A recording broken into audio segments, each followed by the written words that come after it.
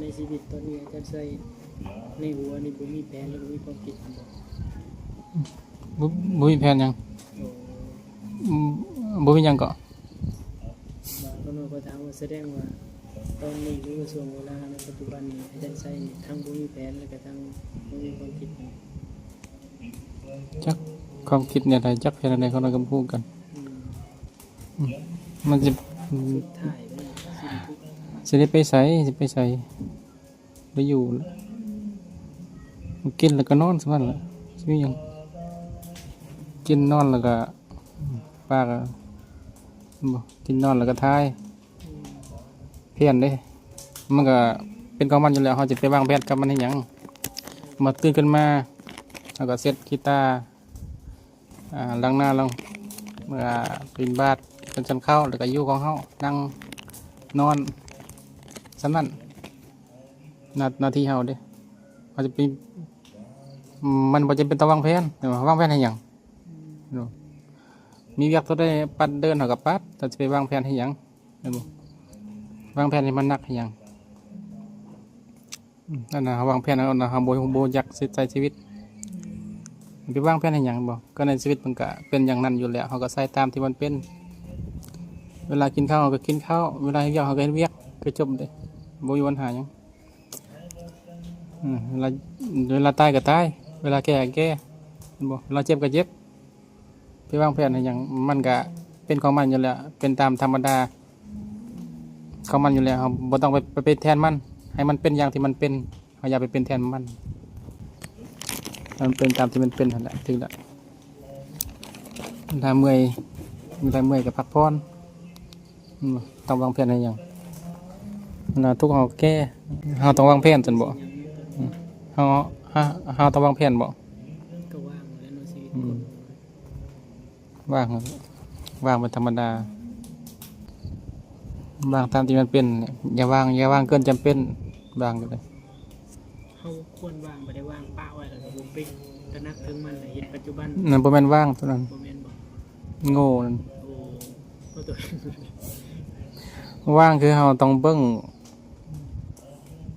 ตามความเหมาะสมของตัวเองเฮาสิกลับเวียงนะมันต้องว่างบ่ได้ก็คือกลับนั่นแหละถึงแล้วนั่นคือวางตาบ่ต้องว่างบ่ต้องหยัง นั่นแหละนั่นคือวางในที่นี้มันหมายถึงใช้ชีวิตตามที่มันเป็นเวลามีเวียกก็ไปเวียกอืมเวลามีเวียกก็ไปเวียกเลยเวลากินข้าวก็ต้องกินข้าวเวลานั่งก็นั่งเวลาขี้ก็ขี้ อืมนั่นก็วางแผนกันหมายถึงเราใช้ชีวิตตามที่มันเป็นที่ตามที่เป็นอย่าเกินความจำเป็นนะสมมุติเนาะเราเป็นพระอันนี้เราไปวางแผนอยากเป็นนายกเสร็จเป็นได้บ่ล่ะอันนั้นก็คนโง่เลยเดี๋ยวนี้เราเป็นพระเราวางแผนว่าเราสิไปกินเหล้าอันนั้นคนโง่นี่เขาเป็นพระเราวางแผนว่าเราสิไปยิงนกอันนั้นคนโง่นี่เดี๋ยวนี้เขาเป็นพระเขาวางแผนสิไปเที่ยวกลางคืนเนี่ยอันนั้นคนโง่เลยบริการวางแผนตัวนั้นวางแผนนี่คือการที่เราอยู่กับสิ่งที่เราเป็นใส่ไปบ่มันเกินไปนะอันพอดีให้เบิ่งฐานะที่ควรและบ่ควรของตัวเองนั่นคือวางแผนถูกต้องถ้าเกินนี่มันบ่เป็นการวางแผนคือความโง่ขณะตัวเองบ่มีความสามารถมันบ่เฮ็ดบ่ได้คือเก่ามันก็คิดซื่อๆนักซื่อสิไปเป็นนักบัญชีบ่กับมันสิไปได้เห็นบ่วางแผนไว้สิจบพันสิไปหันไปนี่นี่ก็แนวตัวเองยังอยู่ตอนนี้สิไปยังพุ่นแต่เบิ่งตัวเองเมื่อโอกาสมันมีเฮาจึงไปบ่มีเฮาก็บ่มีโอกาสเฮาก็บ่ต้องไปเมื่อมันพร้อมเฮาจึงไปเลยบ่พร้อมเฮาก็บ่ไปคือเก่าไปบ่ได้เห็นบ่นี่แหละวางแผนถูกต้องวางแผนก็หมายถึงเฮาฮู้ฐานะของตัวเองฮู้ต้นฮู้จักต้นฮู้จักการฮู้จักเวลาฮู้จักบุคคลอื่นแน่ฮู้จักสิ่งแวดล้อมก็เบิ่งพร้อมเสมอกัลโอกาสพร้อมเวลาพร้อมบุคคลพร้อมสถานที่พร้อมสิ่งเวลาพร้อมก็ไป การรับเวลาพร้อมสถานที่พร้อมบุคคลพร้อมก็อยู่แบบนี้ใช้ชีวิตแต่ว่ามาไปวางแผนกันไปเนี่ยมันฟื้นเลยฟื้นมันเป็นตัวเฮาไปตามความยากของเฮาไปตามความคิดบ่ว่าตัวเฮาบ่ได้เก่าเบิ่งฐานะตามที่ควรก็คือต้องเบิ่งตัวเองก่อนตัวเองมักตัวใดตัวนี้ก่อนไปเบิ่งโอกาสเบิ่งเวลาเบิ่งคนสถานที่แบบนี้แหละก็นะคนที่มีความสามารถบ่มันขาดตัวเองได้เนี่ยก็คนมีความสามารถบ่มีนี่แล้วคนจึงสามารถแล้วเฮาจึงสามารถพัฒนาไปได้แล้วมีความสามารถต้องเบิ่งความสามารถของตัวเองไปนำเฮ็ดแต่ละขั้นแต่ละตอนไปนะนี่ก็วางแผนชีวิตเด้มันคิดลงหน้าบ่แม่นการวางแผนเด้เห็นบ่เราต้องใช้ชีวิตตามขั้นตามตอนเท่านั้นเบิ่งตอนนี้เป็นสำคัญโอ้ก็น่าเข้าใจผิดมาตลอดโอ้คำตัวนี้มันกั้นกันบางๆลองคิดไปก่อนทุกการวางแผนคิดไปก่อนสุดท้ายเอาบางทีที่ต้องก็ตามกันหน่อยว่านะรู้จักตนเองรู้จักการละเวลาสถานที่รู้จักบุคคลอื่นประเมินให้เหมาะสมแล้วก็เฮ็ดไปตามที่มีสมมติตัวนี้นะเขาก็อยู่เดือนนี้เขาเป็นพระ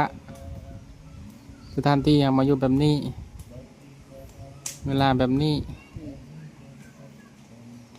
บุคคลแบบนี้เขาก็ต้องอยู่แบบนี้แหละถ้าอยู่แบบนี้เขาจะไปโดดเต้นไปอย่างก็เป็นไปบ่ได้เขาจะไปห้องเพลงก็เป็นไปบ่ได้เราเบิ่งสถานที่เบิ่งบุคคลอื่นไปนำเบิ่งฐานะตัวเองไปนำในคนนี่เราคนมีปัญญาดิคนพร้อมคนมีปัญญาคนพวกนี้แหละสิปลอดภัยไปทางไหนก็ปลอดภัยบ่มีอันตรายหยังปัญญารักษาตัวเองบ่ฮู้จักการจักเวลาก็อันตรายจนให้เขาสั่งเลยเขาตีหัวเลยมีปัญญารักษาต้นมันบ่รักษาตัวนี้ปลอดภัยนั่นแหละคือปัญญารักษาตัวเองบ่รอดเนี่ยบ่แม่นปัญญาเด้โง่ฮู้หลายแต่เอาตัวเองบ่รอดนี่นะบ่มีปัญญาเด้ใช้ปัญญาบ่ถูกเอาตัวเองให้รอดเราต้องเบิ่งจุดประสงค์มันนำอันนี้เขาจะพูดจังซี่กับพ่อเขาอยู่กับตัวเองนี่เขาสังเกตการณ์นะมีศีลเพื่ออย่างสมาธิเพื่ออย่างมีปัญญาเพื่ออย่างต้องเบิ่งให้สุดนี่ก็ว่าอันนี้คือการวางแผนที่ถูกต้องแล้วก็ใช้ชีวิตตามฐานะที่เขาเป็นเขาจึงจะฮู้จังซี่ดิใช้ชีวิตแบบบ่มีความผิดนั่นน่ะถูกต้องแปลงใดเขาก็จำบ่ยานมีความผิดยังก็ยังยานอยู่ชีวิตที่เดียวทุกอย่างกับชีวิตที่เป็นอิสระแหละอิสระจากความทุกข์จบสมันบ่มีเนื้อตัวนี้เนื้ออิสระจากความทุกข์แล้วก็จบเลยเกิดตายบ่ได้สำคัญเด้สำคัญคือบ่ทุกข์เด้เห็นบ่บ่ทุกข์แล้วก็จบเด้เกิดตายบ่สำคัญสิตายเลยบ่หรือว่าสิยังเกิดอีกบ่ก็บ่สำคัญตอนนั้นบ่แม่นประเด็นคนโง่คือแบบมันคนสลาดก็บ่ทุกข์แล้วก็จบเด้เกิดก็ยาบ่เกิดก็ยาประเด็นมีปัญญาก็ยาบ่มีปัญญาก็ยาอย่าบ่ทุกข์นะบ่มีหยังที่จะมาเฮ็ดให้เราทุกข์ได้ซินะเฮาบ่ทุกข์นำไผบ่ทุกข์นำสิ่งใดบ่ทุกข์นำมันใดทั้งสิ้นอิสระบ่มีที่ตั้งบ่มีที่อยู่มันก็จบสำนั้นแหละสิเป็นหยังก็ได้บ่เป็นหยังก็ได้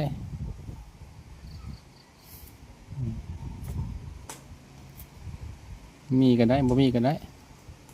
เฮาบ่ทุกข์เดียวเฮาเป็นอิสระนี่จบเลยเป็นหยังอยู่ผู้เดียวก็ได้อยู่หลายคนก็ได้ยามพ่อแม่ก็ได้บ่อยู่ก็ได้คนทุกข์นี่มีแต่บ่ได้เลยอยู่นี่ก็บ่ได้ไปพุ่นก็บ่ได้มีแต่แนวขัดข้องนะมีแต่ทางตันนะบ่มีทางออกอยู่มันก็ลำบากอยู่บ่ได้บ่อยู่ไหนเดี๋ยวฝนตกก็อยู่บ่ได้ แดดออกก็อยู่บ่ได้บ่คนบ่มีปัญญาเนี่ยมันมีทางตันคนมีปัญญาเขาสิมีทางออกเสมอเนี่ยนั่งบ่ได้ก็ยืนเอาเนี่ยนะคนมีปัญญาเนี่ยยืนบ่ได้ก็นั่งเอากินข้าวเหนียวบ่ได้กินข้าวเจ้ากินข้าวเจ้าบ่ได้ก็กินผักซื่อกินผักบ่ได้กินมักไม้กินมักเนี่ยมันมีทางไปสิไปเรื่อยเลยแล้วคนบ่มีปัญญาเนี่ยมีทางไปกินบ่ได้ตัวนี้บ่ได้เลยมันเป็นทุกข์ค่ายันนะเพื่อบ่มีรถจักรนะบ่มีรถจักรก็เป็นทุกข์เลยหางบ่มีรถจักรเด้เฮานี่คือบ่จนคือมาบ่มีหยังนี่ก็เราคนบ่มีปัญญาตันคนมีปัญญาเขาสิเบิ่งว่าบ่มีรถจักรซื้อจักรมันแพงก็ซื้อรถถีบก็ได้สิเป็นหยังรถถีบบ่ได้ก็ย่างก็ได้ใส่เกือบเอาย่างเอาคนนี้เขาสิเบิ่งว่าเฮาคือจนแท้ก็ก็แม่นเฮาก็จนเฮาก็บ่มีเด้ก็จะก็บ่ถึกนี่คนบ่มีปัญญาเด้เขาสิมีทางออกเขาบ่ทุกข์แม่นบ่ ทุกอย่างก็มีนะ เขาบ่ทุกข์สำคัญคือเขาบ่ทุกข์เด้ว่าตอนค่อยมีค่อยก็จะมีคือกันค่อยก็จะมีวันหนึงค่อยจะต้องมีอันนี้คือแล้วก็สิ้นเด้ตัวนี้คำหมายของมันสิ้นเด้คือเฮาบ่ไปเปรียบเทียบก็จบแล้วสิ้นสิ้นในใจเด้คือเฮาบ่ไปเพ่งเล็งถ้าคือการที่เฮาเปรียบเทียบว่าค่อยนี่บ่มีรถแต่เขามีรถนี่คือเกิดความโลภเด้ โอ้ ปรารถนาอย่างใดของคนอื่นนะไม่ถึงว่าเขาอยากเป็นคือเขา อันนี้ก็ความคิดโลภอย่างใดของเขาเลยตัวนี้เป็นของโลภเลย คิดเปรียบเทียบซื่อๆ เปรียบเทียบอะไรความโลภเขาบอกเข้าใจภาษาเขาเอิ้นว่าเปรียบเทียบภาษาพุทธเจ้าเอิ้นว่าความโลภมันก็พยาบาทกับยุทธนำกันนะ โอ้โห บอกว่าโลภบ่ได้อะไรมันก็เป็นทุกข์ที่จะได้เนาะเขาจริงสิได้ถ้าคนสิ้นบริสุทธิ์นี่ก็คือเขาบ่มีรถทีบยังมีเกือบใส่ก็มีตีนก็อื่นเขาบางคนก็บ่มีตีนก็มีคาปีตาบอดได้ถึงว่าเขาคาสิคาแต่เขาก็ยังมีลมหายใจได้บ่ผู้นี้บ่ทุกข์เลยเพราะสิ้นบริสุทธิ์เลยบ่ได้เปรียบเทียบผู้นี้สิ้นบ่ทุกข์ทุกข์น้อยเปรียบเทียบนี่ก็ทุกข์แล้วมันนี่เป็นความหมายของศีลถ้าเฮาฮู้ธรรมมันจะว่าภาษาเขาได้เขาจะว่าภาษาพระพุทธเจ้าได้สิมีใครเข้าใจชาวบ้านก็บ่เข้าใจคือเรื่องศีลยอมกันมันก็เป็นศีลคือกันเฮายอมเขาด่าก็ยอมเอาบ่โต้ตอบยอมนี่เป็นศีลได้ศีลบริสุทธิ์เราทิฏฐิเขาก็ได้ฆ่าก็ได้อย่ายัดยันดาวนี่พวกนี้ศีลบริสุทธิ์เลยบ่ไปนรกไป เบิ่งพิจารณา ยันก็นำมาสอนตัวเองนะผู้อาจารย์บ่ได้สำคัญเด้ผู้แนะนำบ่ได้สำคัญเป็นตัวอย่างซื่อผู้นั้นสิเป็นอรหันต์เป็นพระพุทธเจ้าก็ตามบ่ได้สนบ่ได้สำคัญเด้เฮาก็ผู้ฟังไปได้เฮาจะนำมาปฏิบัติเองในบ่เฮาจะนำมาต่อยอดพัฒนาตัวเองในบ่นี่สำคัญนะพัฒนาบ่ได้ครับผมพยายามพัฒนาไปเบิ่งตัวเองมันสิเป็นหยังเรื่องของเพิ่นนั่นน่ะเป็นเรื่องของเฮาเวลาทุกข์เพิ่นก็บ่ได้ทุกข์แนวใดเฮาทุกข์คนเดียวเนี่ยต้องเบิ่งตัวเองสำคัญให้เบิ่งผู้อื่นอันนี้มันก็เป็นศีลนั่นเองทั้งหมด